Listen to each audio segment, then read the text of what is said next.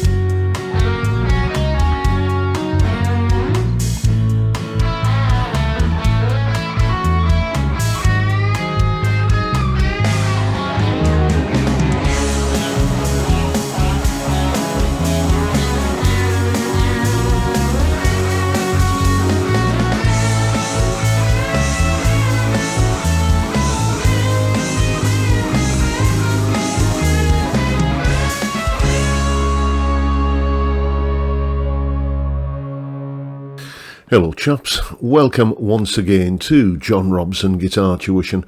As always, I do hope you're well. That was yet another one of my warm-up jams that I often include in these videos. Something I do every day, just to get the fingers loosened up and the blood pumping and everything before I start work for the day. And I thought I'd use this one as an example for this video because what we're talking about today is how to use the pentatonic scale, which is what this series of videos has largely been about, essentially getting into playing lead guitar from the ground up, as it were. So how you can use the pentatonic scale in a melodic way where you're not necessarily just kind of thinking of one particular scale over the entire chord sequence or backing track that you're playing over. Here's some information on what I was doing. Here is the explanation. Okay, so what we're about here is essentially playing the pentatonic scale which matches whatever chord happens to be going on at that particular moment in the backing track. And the chords that we've got in the backing track are C sharp minor for 2 bars, then it goes to F sharp major for a couple of bars, then an A major for a couple of bars, and then G sharp 7th for a couple of bars before starting again on the C sharp minor. So I'll think about, okay, so where do I want to start this solo, as in which part of the neck? And, so let's say I'm kind of in this area here. There's essentially what I'm going to be thinking. I'm thinking of playing over the C sharp minor, and I've got this pattern of C sharp minor pentatonic.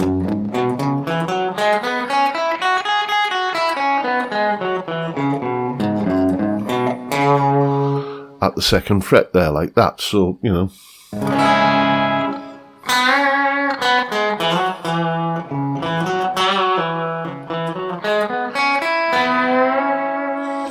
you can hear that that's, going to fit that chord change or that chord quite nicely.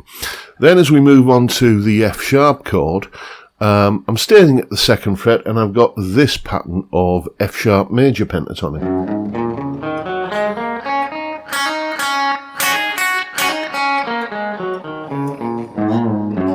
So, you know.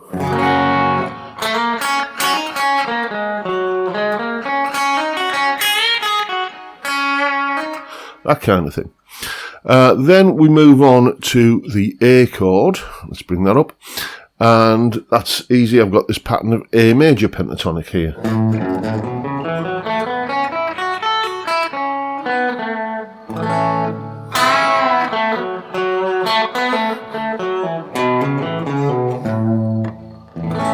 That fits that chord perfectly. And then let's move on and go to the G sharp 7th chord. Well, I can play over this in two ways. I can play the G sharp major pentatonic, which is this shape here at the 4th fret.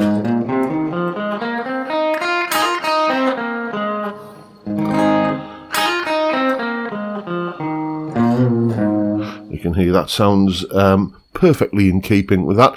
But because this is effectively the 5 chord in the key, I can play over it in a slightly more bluesy way by doing that blues thing of playing the minor pentatonic, where the major pentatonic would traditionally think you'd think about playing that. So there's the G sharp 7th chord and the G sharp minor pentatonic.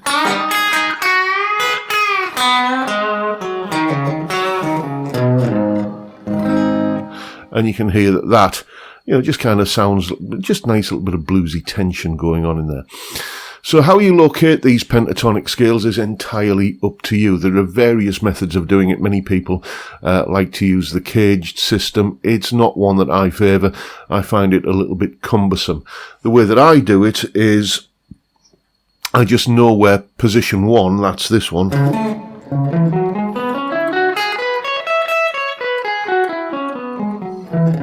probably the first pentatonic pattern that most people learn.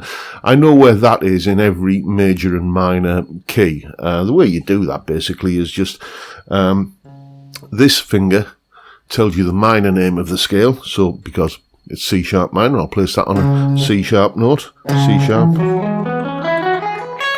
And this finger on the 6th string tells you the major name of the scale. So because this is in this position on an E note, we know that the C sharp minor pentatonic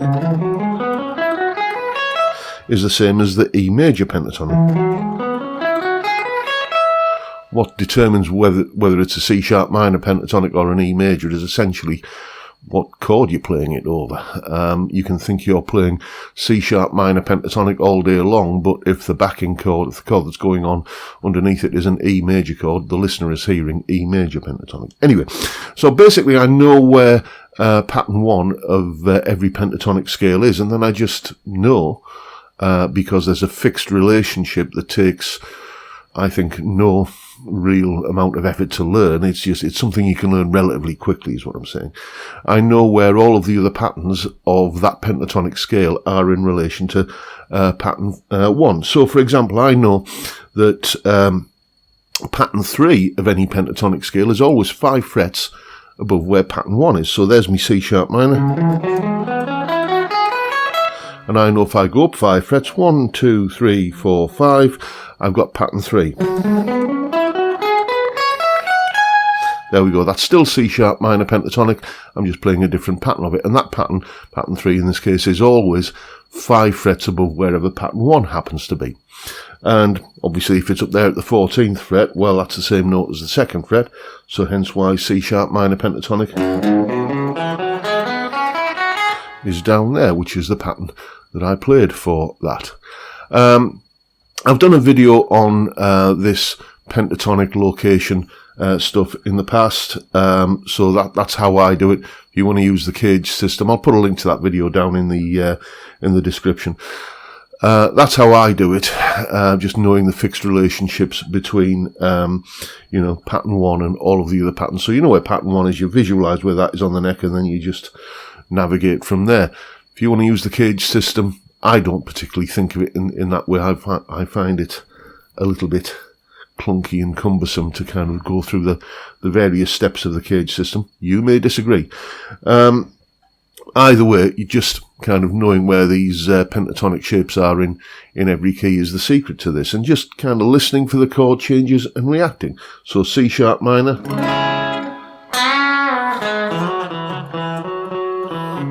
F sharp major, A major,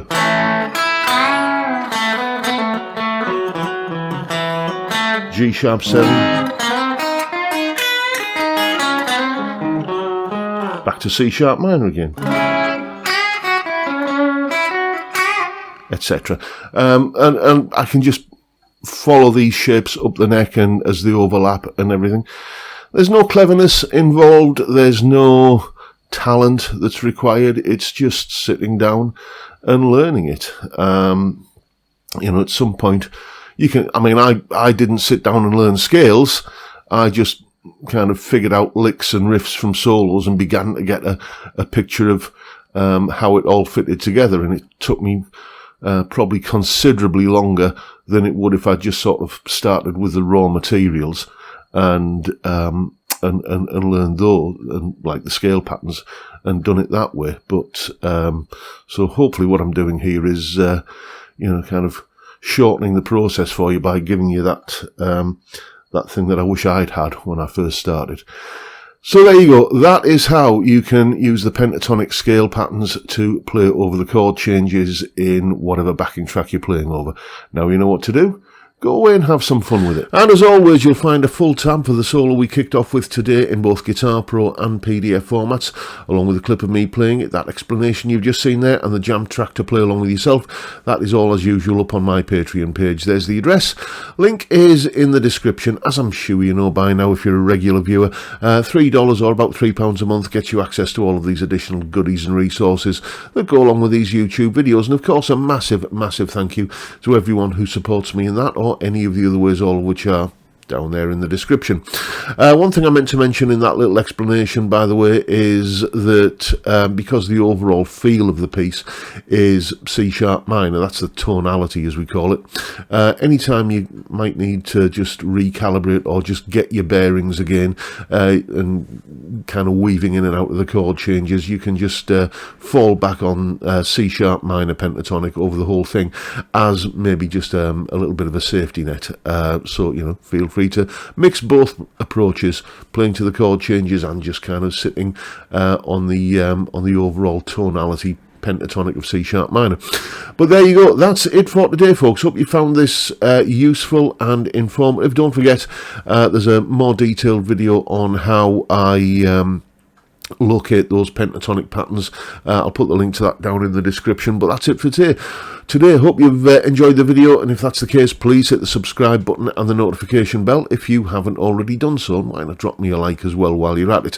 Don't forget the live stream every Friday, 5 PM UK time, beer and chat. Basically, it gets no more complicated than that. It's a great way to kick off the weekend, and I'd love to see you there if you can make it. But for now, I'll bid you all a good day and say thank you so much for watching. Thank you for your time. Look after yourselves, folks. Stay well, stay safe, and above all, stay sane. Bye for now.